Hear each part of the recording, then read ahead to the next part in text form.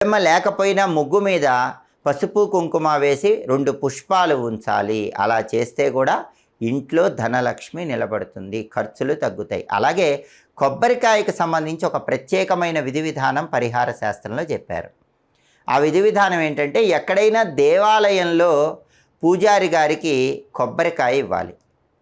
మళ్ళీ 3 రోజుల తర్వాత దేవాలయానికి వెళ్ళి కొబ్బరికాయ ఇవ్వాలి. ఇలా 48 కొబ్బరికాయలు ఎవరైతే ఇస్తారో వాళ్ళకి జీవితంలో దరిద్రం అనేది ఉండదు అని రహస్య పరిహార శాస్త్ర గ్రంథాలలో చెప్పారు. కాబట్టి ఒకసారి కొబ్బరికాయ దేవాలయంలో పూజారి గారికి ఇవ్వటం, అలా 3 రోజులకు ఒకసారి ఇవ్వటం, ఇలా మొత్తం 48 కొబ్బరికాయలు కనుక ఇచ్చినట్లయితే, ప్రతి 3 రోజులకు ఒకసారి ఒక కొబ్బరికాయ చప్పున 48 కొబ్బరికాయలు ఇచ్చినట్లయితే మీకున్న సమస్త దరిద్రాలు తొలగిపోతాయి.